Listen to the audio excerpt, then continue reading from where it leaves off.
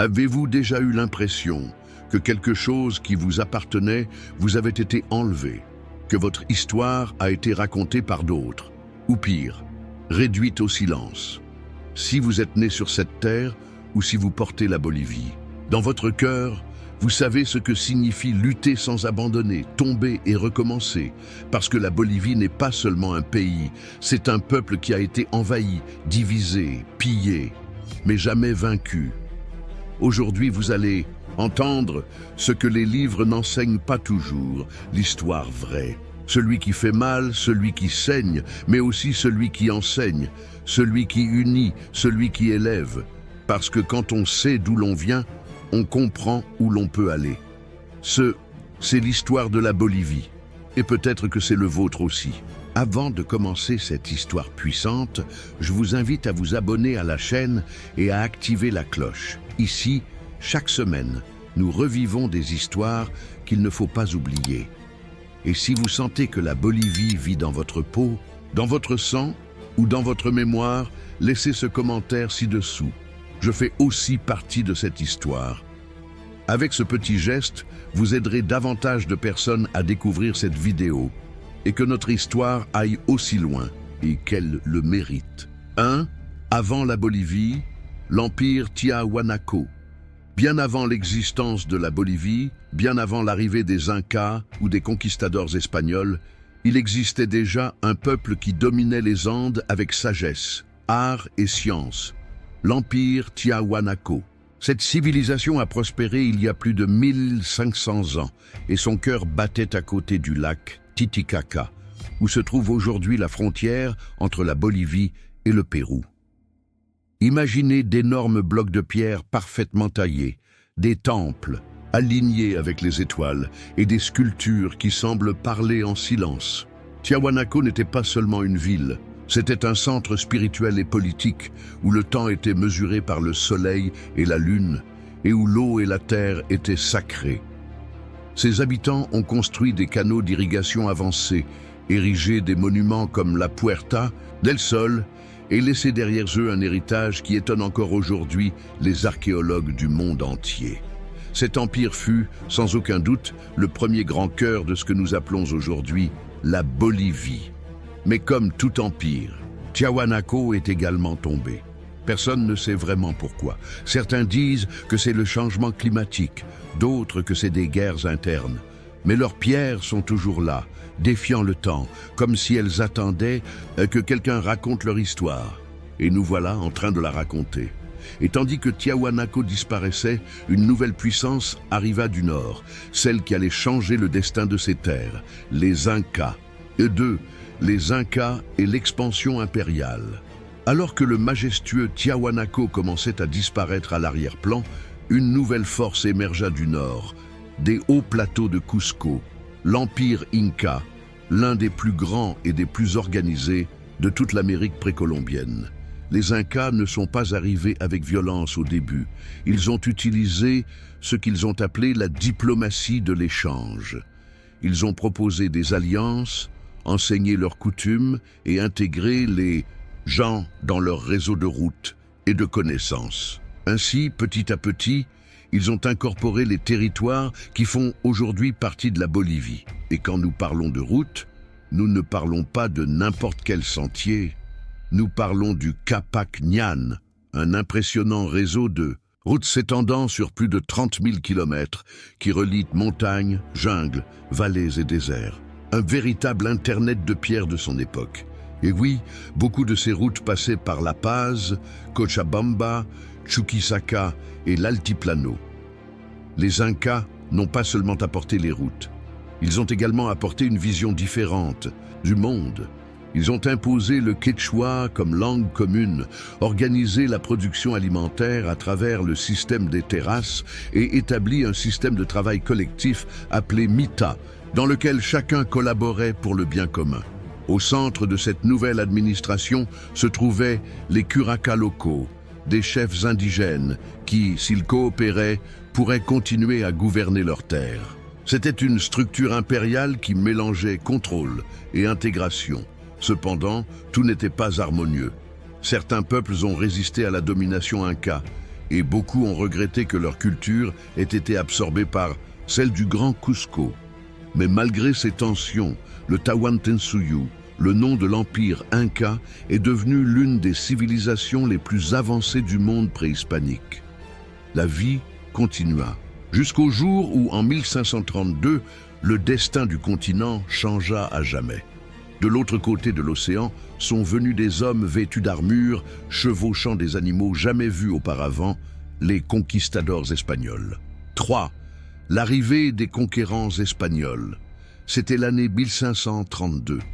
Alors que les Incas consolidaient encore leur pouvoir sur les terres de l'Altiplano, une ombre traversa la mer.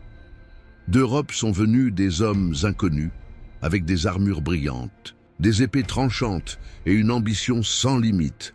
Ils ne sont pas venus en paix et n'ont pas cherché d'alliance. Ils sont venus pour conquérir. Le premier à arriver fut Francisco Pizarro, qui vainquit l'empereur Inca Atahualpa après l'avoir capturé à Cajamarca, aujourd'hui le Pérou. Il profita d'une guerre civile entre les frères Atahualpa et Huáscar, qui se battaient pour le trône impérial. Et avec seulement une poignée de soldats, les Espagnols ont démantelé un empire qui avait pris des siècles à construire. Et qu'est-il arrivé à ce qui est aujourd'hui la Bolivie? Très vite, les conquistadors descendirent vers le sud à la recherche de plus de richesses. Ce qu'ils ont découvert était un territoire montagneux, froid, mais incroyablement précieux, le Cerro Rico de Potosí, une montagne littéralement remplie d'argent. Les chroniqueurs nous disent qu'il était si abondant qu'on disait qu'avec son argent, on pouvait construire un pont entre l'Amérique et l'Espagne. En 1545, la ville de Potosí fut officiellement fondée, et elle devint rapidement l'une des plus grandes et des plus riches du monde. C'est ainsi qu'est née la légende d'un empire qui dominait non seulement avec des armes, mais aussi avec de l'or, des minéraux et une ambition sans limite. Mais cette richesse avait un prix très élevé. Les peuples autochtones qui vivaient auparavant en harmonie avec la terre ont été contraints de travailler dans les mines sous le système colonial de la Mita, une adaptation cruelle du système Inca. Des milliers d'entre eux sont morts à cause du travail forcé, des gaz toxiques, du froid et de la faim. La montagne qui semblait promettre la prospérité est devenue une montagne de mort. Les Espagnols ont apporté leur religion, leur langue, leur système politique et leur architecture. Ils ont construit des églises sur d'anciens temples et détruit des symboles de cultures anciennes. Mais ils ont également mélangé le sang, les traditions et les coutumes, donnant naissance à un nouveau peuple métis. La conquête n'était pas seulement militaire, c'était spirituel, culturel et économique. Et tandis que l'Europe s'enrichissait des trésors du Nouveau Monde, les peuples autochtones étaient réduits au silence, exploités et déplacés. Mais même dans l'obscurité, de petites flammes de résistance ont commencé à s'allumer. Et, dans notre prochain chapitre, nous découvrirons le cœur battant de cette époque coloniale, Potosí. 4. Potosí. Le cœur de la richesse coloniale. Imaginez une ville perchée dans les Andes, à plus de 4000 mètres d'altitude, si riche que son nom résonne dans tous les coins du monde. Cette ville était Potosí, fondée en 1545 au pied du Cerro Rico. Elle est devenue le symbole le plus brillant et en même temps le plus douloureux de la domination espagnole en Amérique. Les Espagnols ne pouvaient pas croire ce qu'ils voyaient. Une montagne qui semblait faite d'argent pur. L'extraction a commencé immédiatement et ce qui s'est passé là-bas était sans précédent. En quelques années, Potosí est devenue l'une des villes les plus peuplées de la planète, plus grande que Londres ou Paris à l'époque. Il y avait des théâtres, des imprimeries, des cathédrales imposantes et une société divisée par la race et le pouvoir.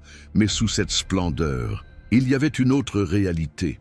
Un personnage qui n'apparaissait pas dans les portraits européens.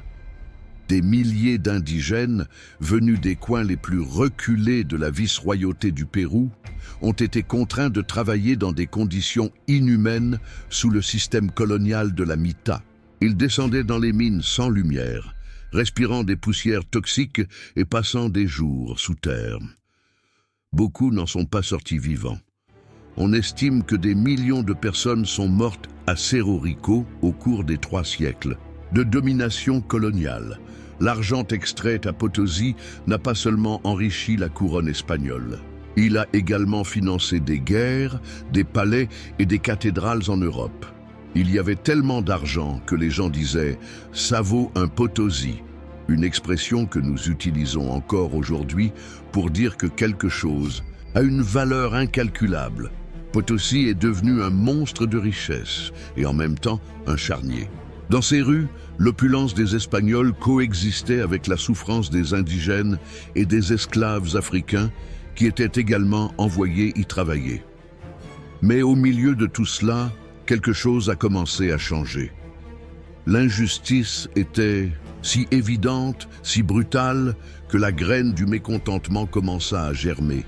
Des voix réclamant la liberté, l'égalité et la justice commencèrent à s'élever dans les coins les plus oubliés de l'Empire. Car aucun empire, aussi puissant soit-il, ne peut faire taire à jamais la clameur du peuple. Et ainsi, au milieu de l'argent et du sang, naquirent les premiers grands chefs indigènes de la résistance. Et nous en parlerons dans le prochain chapitre. Un instant. Si cette histoire touche votre cœur jusqu'à présent, vérifiez si vous êtes déjà abonné à la chaîne. Et si vous ne l'êtes pas, c'est le moment idéal pour le faire. Et s'il vous plaît, partagez cette vidéo avec quelqu'un qui a également besoin d'entendre cette histoire. Parce qu'en faisant cela, vous aidez davantage de personnes à redécouvrir leurs racines et que la voix de la Bolivie atteigne des endroits qu'elle n'a jamais atteints auparavant. Continuons, car le plus profond reste à venir. 5. Résistance indigène, Tupac Katari et Bartolina Sisa. Pendant des siècles, les peuples autochtones ont été opprimés par un système colonial qui les a exploités, marginalisés et forcés à oublier leurs propres racines. Mais dans les montagnes, dans les communautés isolées, la mémoire ancestrale est restée vivante. Et au XVIIIe siècle, ce souvenir s'est transformé en rébellion. En 1781, un homme né dans les Hautes-Terres, nommé Tupac Katari, se souleva contre la domination espagnole. Son vrai nom était Julián Apaza, mais il adopta le nom des Incas pour rappeler au monde qu'il n'avait pas été complètement vaincu. À ses côtés se trouvait une femme d'une force inébranlable, Bartolina Sisa, sa femme et compagne de combat. Elle n'était pas seulement une dirigeante de l'ombre, elle était une stratège, une guerrière, un symbole. Ensemble, ils ont uni des milliers d'indigènes Aymaras et Quechuas avec un objectif clair, retrouver leur liberté et leur dignité. L'Aco, rébellion de Tupac Katari, fut l'une des plus importantes du continent. En 1781, ils assiégèrent la ville de La Paz pendant plus de 100 jours. Ils ont bloqué les routes, coupé les approvisionnements et démontré que les peuples autochtones ne dormaient pas. Ils attendaient le moment, mais la répression fut brutale. Les Espagnols, avec l'aide de troupes fidèles, brisèrent le siège. Ils capturèrent Tupac Katari et l'exécutèrent cruellement. Il fut démembré en 4 parties, et ses restes furent envoyés dans différentes villes en guise d'avertissement. Avant de mourir, il a crié quelque chose qui est resté gravé dans l'histoire de la Bolivie. « Je reviendrai et je serai des millions ». Et c'est ainsi que cela s'est passé. Bartolina Sisa a également été capturé. Ils l'ont traîné dans les rues, torturé, humilié publiquement et assassiné. Mais son nom n'a pas disparu. Aujourd'hui, sa silhouette est un symbole éternel de la lutte des femmes autochtones dans toute l'Amérique latine. Ces rébellions n'ont pas permis d'obtenir une indépendance immédiate, mais ils ont été l'étincelle qui a allumé un feu imparable. Un feu qui brûlerait pendant des décennies, jusqu'à devenir une révolution. Parce qu'après Tupac Katari et Bartolina Sisa, rien ne serait plus jamais comme avant sur ces terres. Et bientôt, le monde verrait comment la Bolivie serait l'une des premières nations à crier pour la liberté. 6. Les premiers vents de l'indépendance. Nous sommes au début du 19e siècle. L'Europe est en train de changer. En France, la Révolution a secoué le monde, et en Amérique du Nord, les colonies anglaises sont déjà devenues indépendantes. C'est une époque de nouvelles idées, de liberté, de droit, et ces idées traversent l'océan. En Amérique latine, les colonies espagnoles commencent à se réveiller. Et la Bolivie, alors connue sous le nom de Haut-Pérou, fut l'un des premiers endroits où le cri de rébellion fut entendu haut et fort. Le 25 mai 1809, dans la ville de Chuquisaca, aujourd'hui Sucre, un groupe d'intellectuels, de créoles et d'étudiants prennent une décision historique. Ignorer l'autorité du vice-roi espagnol. L'indépendance n'a pas été officiellement déclarée ce jour-là, mais la première étape a été franchie. C'est ce que nous connaissons aujourd'hui comme le premier cri du libertarisme en Amérique. 2 mois plus tard, le 16 juillet 1809, une autre rébellion éclata, cette fois à La Paz. C'était encore plus direct. Ils formèrent un conseil de tutelle qui proclama la liberté de l'Amérique et la fin du pouvoir colonial. Ils ont été très courageux et ils l'ont payé de leur vie. Presque tous furent capturés et exécutés par les forces royalistes. Mais quelque chose a changé pour toujours. Ces soulèvements ont semé une graine qui ne pouvait plus être déracinée. La graine de la liberté, de l'autonomie, de sa propre identité. Bien qu'ils aient été réprimés, ils ont laissé un message clair. Le Haut-Pérou ne voulait plus être seulement une source de richesse pour l'Empire. Il voulait être le protagoniste de son propre destin. Au cours des années suivantes, le territoire bolivien devient un champ de bataille. Patriotes et royalistes s'affrontèrent dans une lutte longue et complexe. Le peuple, fatigué de siècles d'exploitation, a rejoint les rangs des insurgés. Les Espagnols ont essayé de garder le contrôle, mais le monde n'était plus le même. Et au milieu de cette tempête, des figures clés commenceraient à émerger, de véritables architectes de l'indépendance qui mèneraient cette lutte jusqu'au bout. Et c'est ce que je vous dirai dans le prochain chapitre. 7. La guerre d'indépendance, 1809-1825. Après les soulèvements de 1809, le Haut-Pérou devint l'une des étapes les plus violentes et les plus longues de la lutte pour l'indépendance. Pendant plus de 15 ans, le territoire fut un champ de bataille où s'affrontèrent royalistes, fidèles au roi d'Espagne, et patriotes qui voulaient la liberté de l'Amérique. Mais ce n'était pas une guerre simple. Parfois certains gagnaient, parfois ce sont les autres. Des villes comme Cochabamba, La Paz, Sucre et Potosi ont changé de main plusieurs fois au cours d'une même année. Ce fut une guerre longue, sanglante et épuisante. À ce stade, des personnages inoubliables ont émergé. L'une des plus importantes fut Juana Azurduy de Padilla, une femme qui prit les armes aux côtés de son mari et dirigea des troupes indigènes et métisses dans de véritables batailles. Juana n'était pas seulement courageuse, elle était une stratège, une source d'inspiration pour tout le Haut-Pérou. Aujourd'hui, elle est reconnue comme une héroïne de 2 nations, la Bolivie et l'Argentine. Mais il y avait aussi de nombreuses divisions.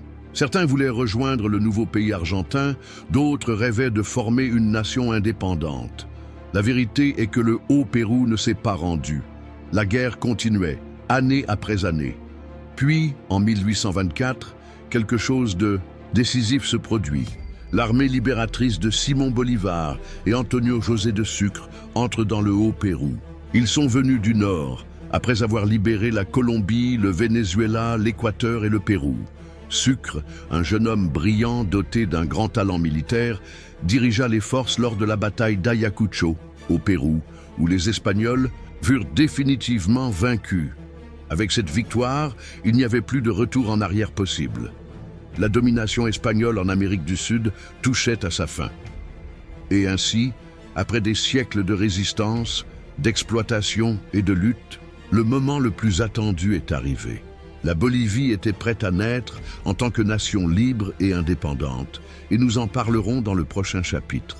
8. La naissance de la Bolivie en tant que nation. C'était l'année 1825. Les cloches ne sonnaient plus pour l'arrivée de l'armée espagnole, mais pour la victoire du peuple qui avait été réduit au silence pendant des siècles. Le 6 août de cette année-là, dans la ville de Sucre, alors appelée Chuquisaca, se réunirent les représentants des provinces du Haut-Pérou, Et là, dans un acte solennel et historique, ils ont officiellement proclamé l'indépendance d'un nouveau pays. Mais voici un fait curieux. Au début, ils ne savaient pas exactement quoi faire.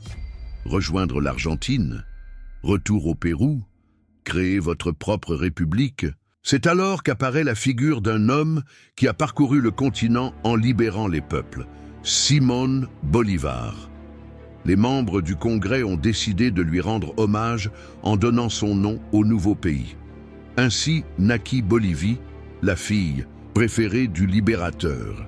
Mais Bolívar, bien qu'honorable, décida de ne pas rester. Il a délégué la direction du pays à son bras droit, Antonio José de Sucre, qui est devenu le premier président de la Bolivie. Sucre était jeune, intelligent et avait un profond respect pour les peuples indigènes. Sous son gouvernement, la première constitution fut rédigée, des institutions furent fondées et les fondements du nouvel État furent posés. Ce n'était pas facile. La Bolivie est née avec de profondes blessures, sans infrastructure, avec une économie détruite par la guerre et une société fracturée entre créoles, métis et indigènes. Mais il y avait quelque chose qu'il n'avait jamais eu auparavant, la capacité de décider de son propre destin. Et bien que Sucre ait gouverné avec honnêteté et vision, il s'est vite rendu compte que le pays était en proie à des tensions. Les luttes de pouvoir interne ne se sont pas fait attendre. En 1828, fatigué et blessé, Sucre démissionne et se retire de la politique. La Bolivie s'est ainsi retrouvée à la merci de nouveaux dirigeants, certains honnêtes, d'autres ambitieux.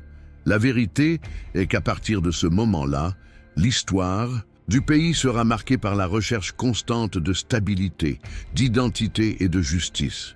Une histoire qui, comme nous le verrons dans le prochain chapitre, sera pleine de conflits et aussi de pertes douloureuses. Si cette histoire vous touche, si quelque chose en vous bouge, faites une pause d'1 seconde. Vérifiez si vous êtes déjà abonné à la chaîne et aimez-nous. Ce n'est pas juste un clic, c'est une façon de dire. Cette histoire compte. Cette voix ne doit pas être réduite au silence. Avec ce petit geste, vous aidez davantage de personnes à découvrir ce contenu et que l'histoire de la Bolivie reste vivante, forte et plus présente que jamais. Nous continuons. 9. Perte de territoire et Première Guerre. Après avoir obtenu son indépendance en 1825, la Bolivie a dû faire face à une dure réalité. Elle était entourée de voisins puissants, ambitieux et en pleine croissance, comme le Brésil, le Pérou, l'Argentine et le Chili. Et bien que ce soit un pays riche en ressources, sa faiblesse politique interne le rendait vulnérable. Au cours des premières années de la République, il y eut de nombreuses guerres et conflits frontaliers, mais l'un d'eux en particulier allait marquer l'histoire de manière irréversible, la guerre du Pacifique. À la fin du 19e siècle, la Bolivie disposait d'un long littoral sur l'océan Pacifique, riche en salpêtre et en guano, deux ressources très précieuses à l'époque. La région d'Antofagasta, qui appartient aujourd'hui au Chili, était une zone stratégique, mais aussi en proie à des conflits. La Bolivie avait signé des traités avec le Chili et le Pérou, mais l'ambiguïté des accords et les intérêts économiques étrangers, en particulier ceux des entreprises chiliennes et britanniques, ont déclenché le conflit. En 1879, la guerre éclate. Le Chili a envahi la côte bolivienne à la suite d'un conflit sur les impôts et les concessions. La Bolivie, en alliance avec le Pérou, a réagi, mais elle était mal préparée militairement et manquait de ressources suffisantes pour soutenir un conflit d'une telle ampleur. La guerre fut un désastre pour la Bolivie. Après plusieurs années de combat, le pays a perdu complètement son accès à la mer, un coup dévastateur qui résonne encore profondément dans l'âme du pays aujourd'hui. Depuis lors, la Bolivie est devenue un pays méditerranéen, sans accès souverain aux ports maritimes. Mais ce n'était pas la seule perte. Il y a eu d'autres conflits, comme les disputes avec l'Argentine au sujet de la région du Chaco Sud et les tensions avec le Pérou au sujet des questions frontalières. La Bolivie, à chaque conflit, cédait du territoire. Les années suivantes furent marquées par une grande question. Comment construire un pays quand le monde semble vous déchirer? Et donc, au milieu de ces blessures ouvertes, la Bolivie a dû repenser sa stratégie. Le pays restait immensément riche en ressources, mais il avait besoin d'unité, d'un leadership fort et d'une vision pour l'avenir. Cependant, les tempêtes n'étaient pas encore terminées. Dans le chapitre suivant, nous verrons comment une autre guerre, cette fois avec le Brésil, changerait une fois de plus la carte du pays. E10, la guerre d'Acre et la défaite du Brésil. À la fin du 19e et au début du 20e siècle, la Bolivie a dû faire face à une nouvelle menace, cette fois dans la région de la jungle de l'Acre, une vaste zone reculée du nord du pays, riche de l'une des ressources les plus convoitées de l'époque, le caoutchouc. Le caoutchouc était l'or noir de l'époque. Avec la révolution industrielle en marche, les usines du monde entier avaient besoin de ce matériau pour fabriquer des pneus, des câbles, des machines. Et l'Acre en regorgeait. Mais il y avait un problème. Bien que le territoire fût bolivien selon les cartes, il était rempli de colons brésiliens qui étaient entrés sans autorisation et exploitaient le caoutchouc sans contrôle. La situation était tendue.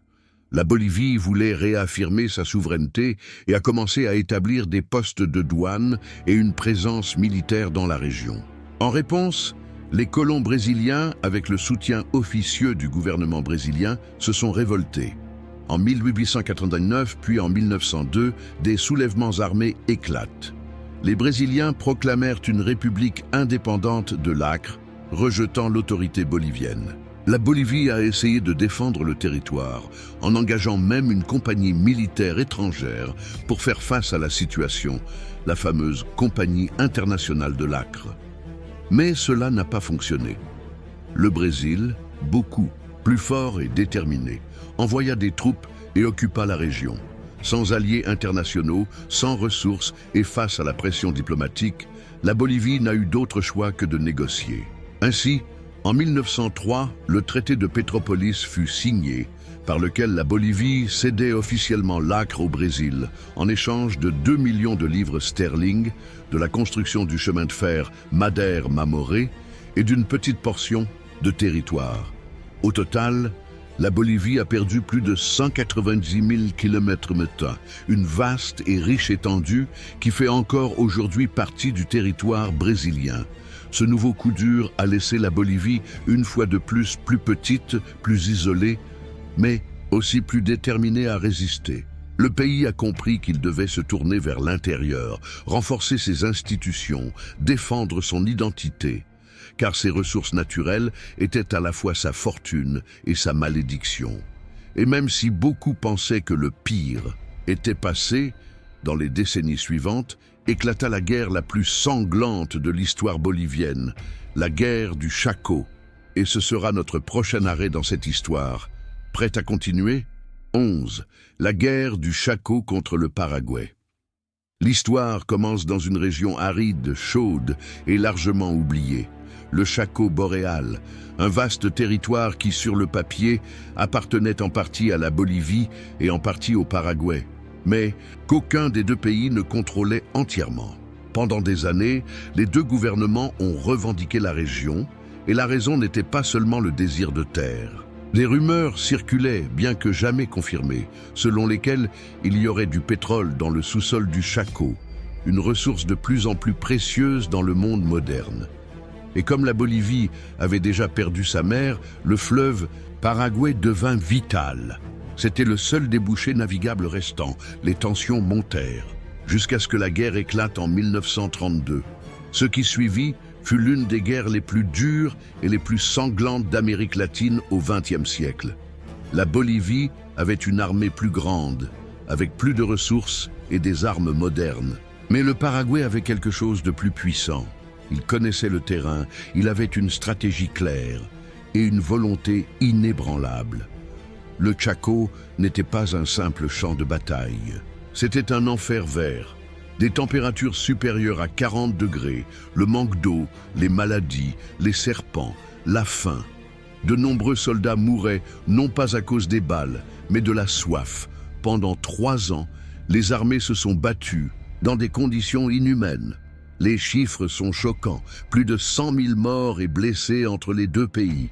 La Bolivie a envoyé des jeunes sans formation, des paysans sans chaussures et des indigènes qui ne parlaient pas espagnol. Beaucoup ont donné leur vie pour une terre qu'ils ne connaîtraient jamais. Un cessez-le-feu fut signé en 1935 et en 1938, un accord définitif fut trouvé. La Bolivie perdit près de 100 000 km² du Chaco septentrional et n'en conserva qu'une petite portion au nord.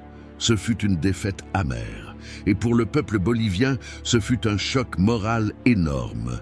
Les gens ont réalisé que leurs dirigeants avaient été incompétents, que leurs soldats étaient envoyés mourir pour l'ambition des autres, et que le pays avait besoin d'un changement profond.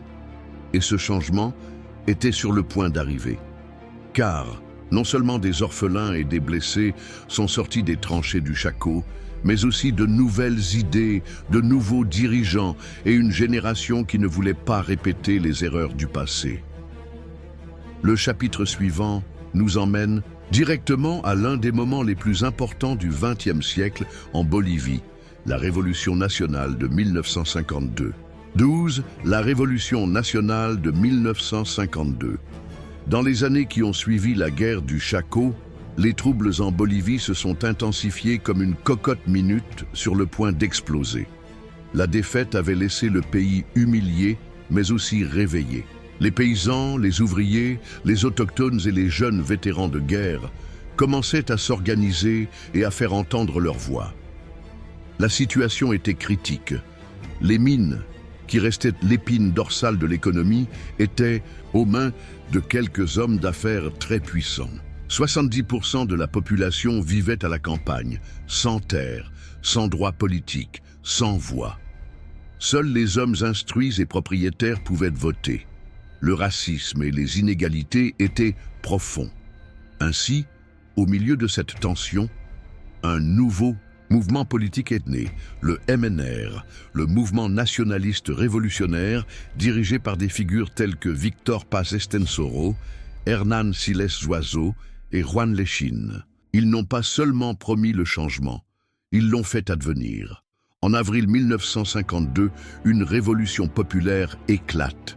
Les mineurs sont descendus dans la rue avec de la dynamite. Les paysans se sont armés avec tout ce qu'ils avaient et en quelques jours, ils ont renversé le gouvernement militaire. Ce fut un soulèvement spontané, chaotique, mais victorieux.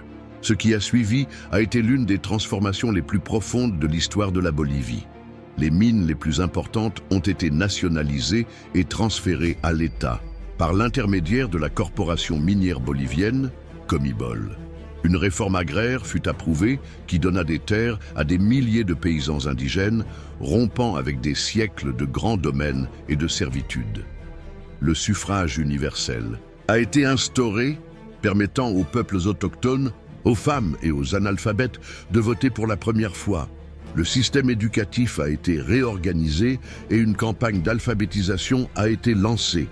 L'armée a été démantelée et des milices populaires armées ont été créées. Du moins, dans les premières années, la Bolivie renaît, cette fois avec la promesse d'inclusion, de justice sociale et de dignité pour tous. Mais comme toute révolution, elle a aussi apporté son lot de défis. Au fil du temps, les conflits internes, la pression économique internationale et les divisions au sein même du MNR ont affaibli le processus. Le rêve d'une Bolivie plus égalitaire commençait à s'estomper. Et dans ce scénario d'espoir frustré, de nouveaux acteurs ont commencé à apparaître. Les militaires. Ainsi commença une autre période turbulente, une période de coups d'État, de dictature, d'exil et de résistance. Et nous le verrons dans le prochain chapitre de cette histoire qui continue de battre. Est-ce que nous avançons? Si ce voyage à travers l'histoire bolivienne vous passionne, ne partez pas sans avoir fait quelque chose de puissant. Partagez cette vidéo, aimez-la et assurez-vous d'être abonné avec la cloche activée. Ce n'est pas seulement pour toi, c'est pour que davantage de personnes puissent renouer avec leur histoire, avec ses racines, avec sa vérité. D'un seul geste, vous contribuez à ce que ce souvenir ne soit pas perdu, mais plutôt se multiplier. Continuons. Il y a encore beaucoup à découvrir. 13. Dictature et coup d'État. À partir des années 1960, la Bolivie entre dans une période marquée par l'instabilité politique, les coups d'État militaires et la peur constante de l'autoritarisme. L'enthousiasme pour la révolution de 1952 s'estompe peu à peu. L'économie entre en crise, le pays accumule les dettes et la classe politique ne bénéficie plus du même soutien populaire. Dans ce contexte de mécontentement, les militaires ont commencé à intervenir de plus en plus. La démocratie est devenue fragile et les casernes ont commencé à décider qui gouvernait. Il y a eu un coup, puis un autre, et puis un autre. Entre 1964 et 1982, la Bolivie a connu plus d'une douzaine de présidents, dont beaucoup étaient des militaires arrivés au pouvoir par la force. L'un des noms les plus obscurs de cette période fut celui du général Hugo Banzer Suárez, qui prit le pouvoir en 1971 avec le soutien des secteurs conservateurs et étrangers. Sous son régime, les opposants furent persécutés, les syndicats furent fermés, les intellectuels exilés et la censure devint partie intégrante de la vie quotidienne. C'était une dictature dure qui a duré 7 ans. Mais Banzer n'était pas le seul. Il y a eu aussi des coups d'État plus violents et plus éphémères, comme celui de Luis García Meza en 1980, une figure liée au trafic de drogue qui a pris le pouvoir par la force dans l'un des épisodes les plus sombres et les plus criminels de l'histoire bolivienne. Durant son bref règne, il y a eu des assassinats politiques, une corruption flagrante et une répression brutale. Les gens vivaient dans la peur. Les libertés ont été bafouées, les élections étaient une illusion, et le pays a été plongé dans le chaos. Et pendant ce temps, l'économie s'est effondrée. Dans les années 1980, la Bolivie a connu une hyperinflation brutale, l'une des pires au monde. Les prix changeaient plusieurs fois par jour et l'argent perdait sa valeur plus vite que le temps. Mais les gens ne dorment pas éternellement. Fatigué des abus, le peuple bolivien a commencé à se mobiliser à nouveau. Paysans, mineurs, étudiants, ouvriers, tous unis par un seul mot, démocratie. Ainsi, après des décennies de peur et de silence, la Bolivie a retrouvé sa démocratie en 1982. Des élections libres ont eu lieu et le pouvoir est revenu aux mains des civils. Mais la blessure n'était pas complètement guérie. Le pays doit désormais faire face à un nouveau défi. Comment construire un avenir stable, avec justice, mémoire et véritable développement? Et dans le prochain chapitre, nous verrons comment, par les urnes, la Bolivie a commencé à entrer dans une nouvelle ère, marquée par une transformation sans précédent. On continue? 14. L'ascension d'Evo Morales et la nouvelle constitution. Au milieu des luttes pour la démocratie dans les années 1980 et 1990, quelque chose se préparait à la base du pays. La Bolivie est une nation profondément indigène, mais pendant des siècles, ces peuples autochtones ont été rendus invisibles, ignorés et exclus du pouvoir.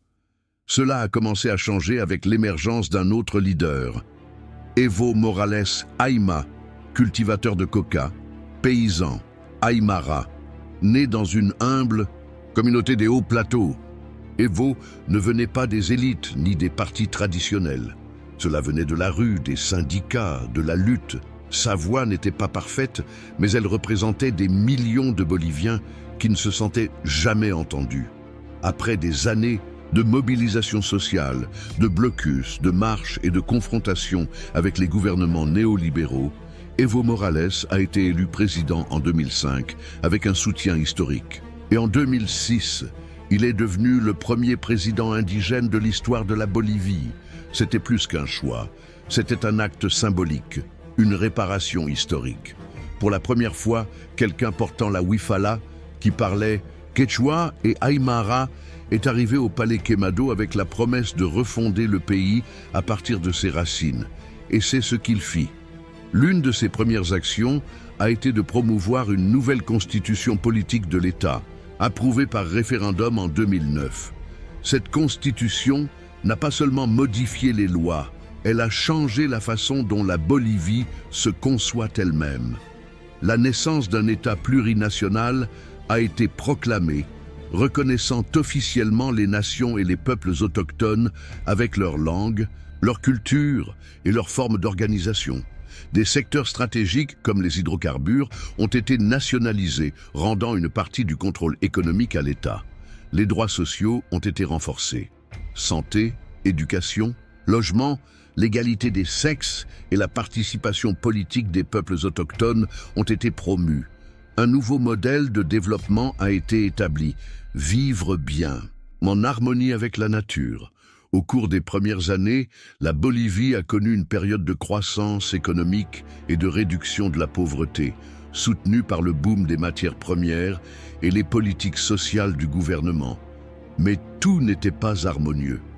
Au fil du temps, des critiques ont surgi concernant la concentration du pouvoir, les tensions avec certains mouvements indigènes, comme le Tipnis, la polarisation politique et surtout la tentative d'Evo Morales de briguer un 4e mandat, malgré le rejet impopulaire lors d'un référendum en 2016. Cela a créé une atmosphère de tension qui allait culminer en une profonde crise politique et sociale, qui allait éclater en 2019.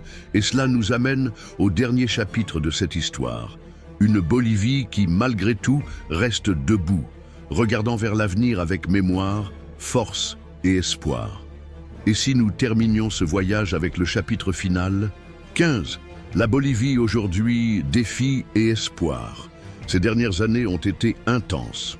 En 2019, la Bolivie a connu l'une des crises politiques les plus graves depuis des décennies, à la suite des élections présidentielles de cette année-là, marquée par des allégations de fraude, des manifestations, des affrontements et des pressions sociales.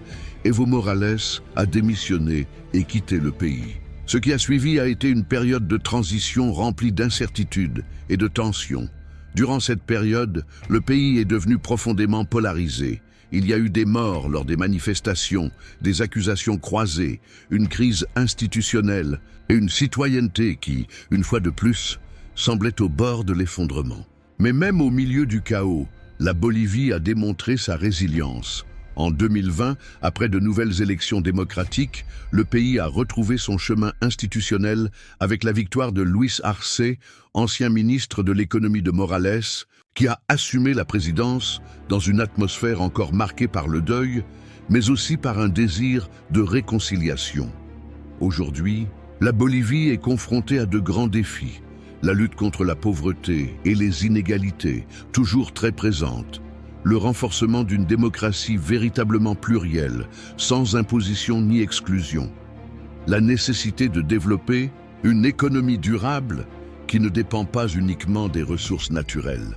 Respect de la diversité culturelle et des droits des peuples autochtones, qui restent l'âme de cette terre. Et bien sûr, la tâche qui nous attend, guérir les blessures, reconstruire la confiance, construire ensemble un pays juste. Mais il y a aussi beaucoup de lumières à l'horizon. La Bolivie est une nation vivante, jeune, créative et résiliente. Son peuple a appris à se relever encore et encore, malgré tout. Il existe des mouvements sociaux organisés, des femmes qui dirigent des espaces historiques, des jeunes qui rêvent d'un avenir différent et des peuples autochtones qui ont fièrement retrouvé leur identité. La Bolivie n'est pas seulement la somme de ses conflits. C'est aussi la puissance de leur musique, la sagesse de leurs grands-parents, la couleur de leurs textiles, le feu de leurs volcans, le mystère du Titicaca, la beauté du salar de Uyuni, la mémoire de Tupac Katari et l'écho de Bartolina Sisa, parce que l'histoire de la Bolivie ne s'arrête pas là. Cela continue de s'écrire chaque jour, dans chaque lutte, dans chaque vote, dans chaque école, dans chaque communauté. Et s'il y a une chose que cette histoire nous enseigne, c'est celle-ci. Peu importe combien de fois ils ont essayé de la faire taire, la Bolivie trouve toujours le moyen de crier. La Bolivie, ce n'est pas seulement son passé. Est-ce que chaque blessure fait encore mal, chaque lutte qui continue encore, et tout espoir qui ne s'abandonne pas? Si vous avez déjà eu l'impression que votre voix ne comptait pas, que ton histoire n'avait pas d'importance, regardez la Bolivie et vous saurez que tout peut renaître. parce que ce n'est pas seulement l'histoire d'un pays, c'est l'histoire de tous ceux d'entre nous qui sont tombés et qui ont décidé de se relever. Maintenant que vous connaissez votre histoire, c'est à votre tour d'écrire ce qui va suivre. Dites-nous dans les commentaires ce que vous avez pensé de cette vidéo. Quelle partie de l'histoire vous a le plus touché? Qu'as-tu appris? Qu'as-tu ressenti? Votre avis n'est pas la seule chose qui compte pour nous. Cela permet également à ce contenu d'atteindre davantage de personnes. N'oubliez pas d'aimer, de vous abonner et d'activer la cloche, parce qu'ici, nous continuons à raconter ce que d'autres ont oublié, l'histoire qui vit en nous. Merci d'être ici. Rendez-vous au prochain chapitre.